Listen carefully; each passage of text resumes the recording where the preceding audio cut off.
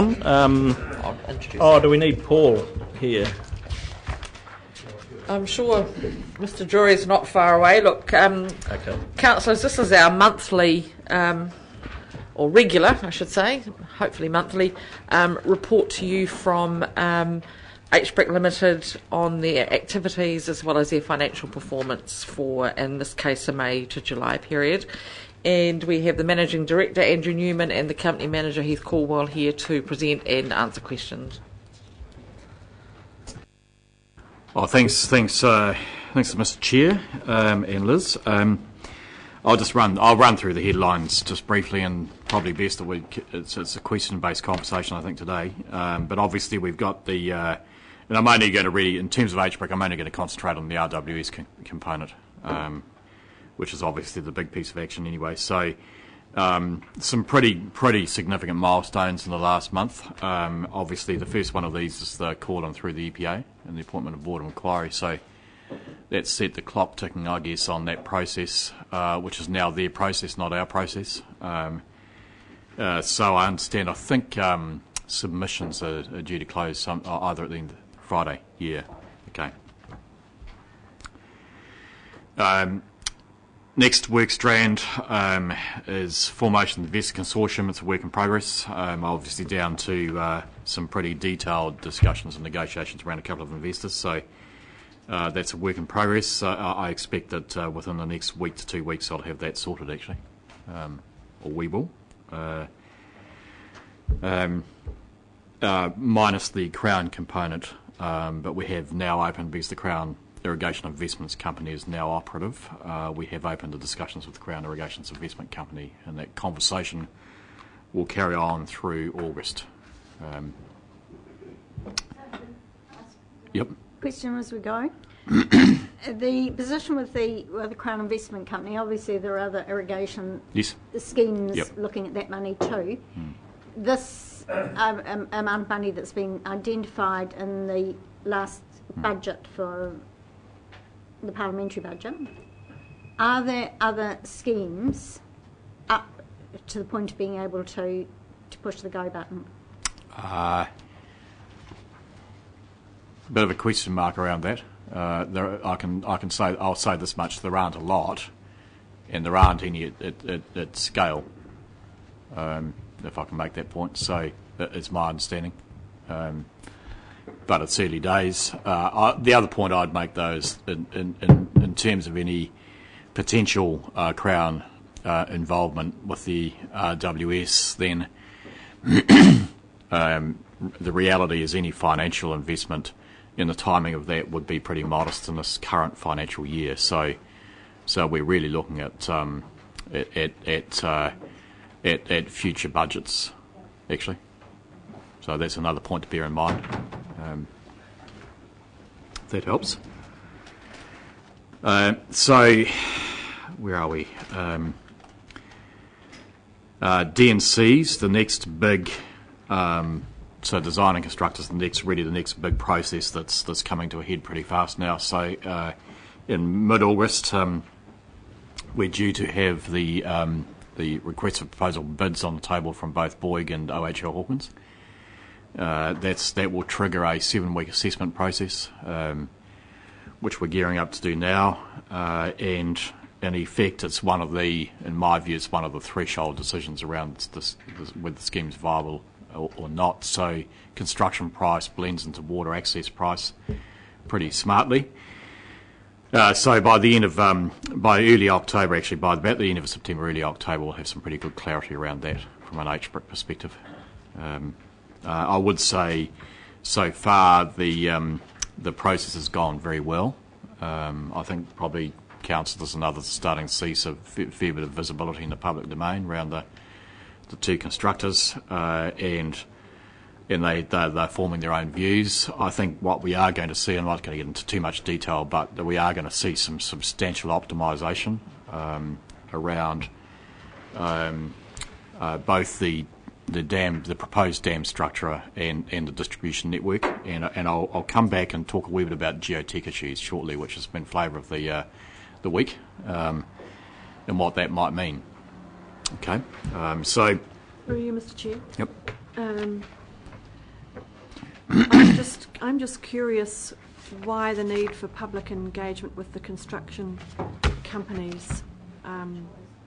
It's their choice. What relevance does that have to? Can I just ask the question, please?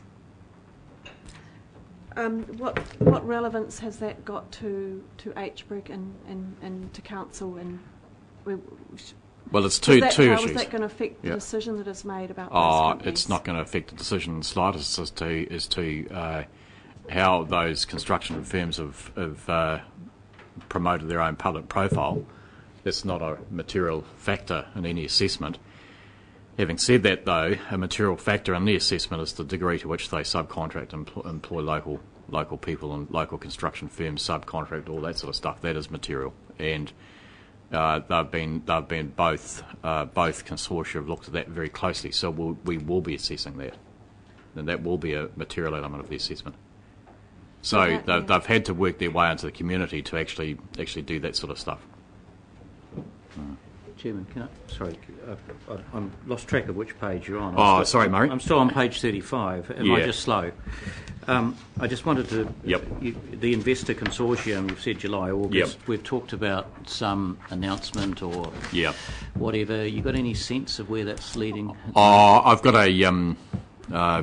Councillor, I've got a key discussion this afternoon, actually. Great. Which is just down, and really it's been quite interesting where the investors have gone is they've got down and sort of some key due diligence around, which is a good thing actually, down around the financial model and the farm financial. So they've looked to form their own view. So we're just converging that view today. Excellent. Yeah. Okay. Sorry, Chairman. One other one. The water uptake sales team, etc. I saw some numbers the other day. Do you want to publicly say that? Oh, yeah. I'm happy to say in general terms. That and the if I can come back to uptake, I'll do it in a sequence as one specific item. Councillor, actually is probably the best way. So maybe it may be best for me just to finish on D&C, and I might talk about geotechnical investigations, and Heath can give you a bit of a flavour of the financials around this issue. But what in effect we've done over the last few months is a substantive amount more geotechnical work, because it's been efficient to do it within this assessment process. And what that translates to is that there's not a lot of point to construction consortia independently undertaking drilling holes and undertaking geotechnical assessments and doing the physical work independent of each other, and then transferring the cost of that work ultimately on to HBRC. So it's a whole lot more efficient to do it for HBRC to provide the material and the data, and then leave the consortia to do the analysis in terms of their design options. So that's what we've done. But the key thing is that probably reasonably material developments in that area of, for example, is that the geotech work on the site foundations is established in detail the site foundations to a very high level. It's further dealt with some of the seismic issues that we thought we had at feasibility, and established that the site and the foundations are in good shape from that point of view, and so therefore is arguably of a lesser risk category than we had at feasibility. Now that's significant. And the other point is we had, for example, anybody who's been onto the site will always remember that we looked at when you stood on the site and looked across into the Smedley boundary, there was a mass of what was referred to as dilated rock. It turns out that dilated rock is not the issue that it was considered to be, which further means there's an optimisation around spillways, tunnels, siting of power stations and so forth. And in addition, potentially dam location, specific location rotated, which in turn actually reduces potentially the scale of the structure. So all of that stuff is of very real significance to the optimisation process, and in addition, what it enables the consortium to do is to actually take some of the risk assessment that they might load into any price out of that price.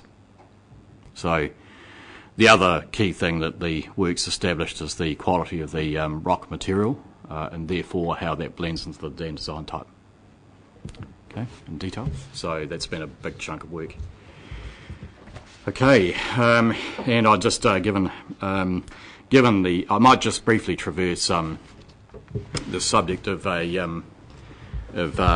dam break issues, which is a standard report done for these sorts of processes, done through the feasibility phase, presented to the stakeholder groups at the time, of which there are some obvious people that we know about who've got various opinions, were involved in those presentations.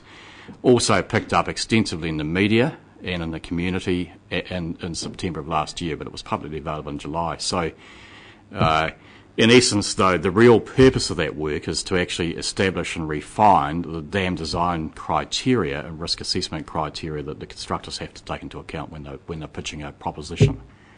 Okay, so that's the purpose of that.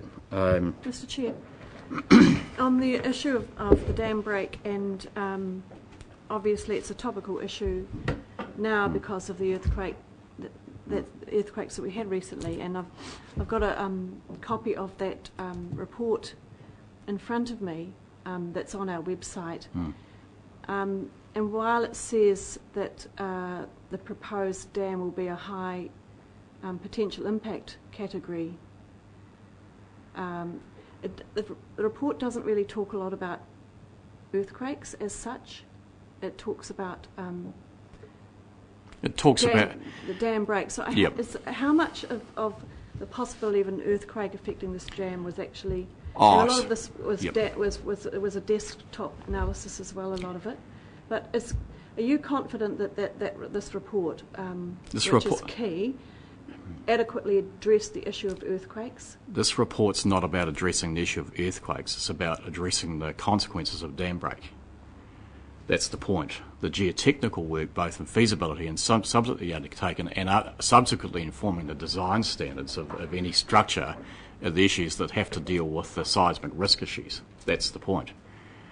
So dam break analysis simply says what's the risk assessment, which then drives back into the design criteria, the actual work around the structure itself and the design.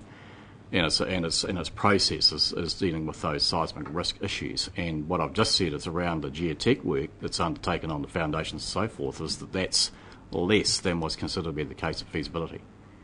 So would you have expected the territorial authority representative on your stakeholder groups to